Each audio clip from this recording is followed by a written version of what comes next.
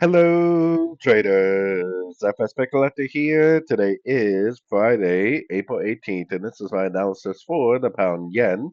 If you haven't done so yet, definitely do check out my free Discord channel, linked down here in the corner at the end of the video, and take a look at my website, fxpipcollector.com.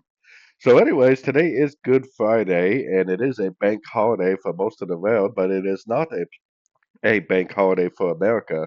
So we possibly could see a little bit of volume today in the New York session. I'm personally not counting on it, especially with how slow the market really has been this week. But as far as my analysis goes, I think this still looks like a possible A or maybe a wave one. I think it's an A.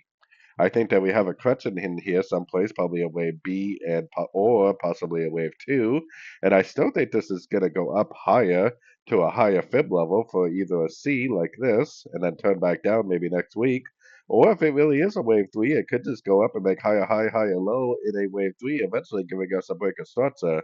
Either way, I definitely would be leaning towards longs until I can identify the end of a wave C by seeing a Fibonacci bounce and a break of structure to the downside. If I do see a Fibonacci bounce and a break of structure to the downside, I would definitely stop looking for longs and I would definitely start looking for shorts again.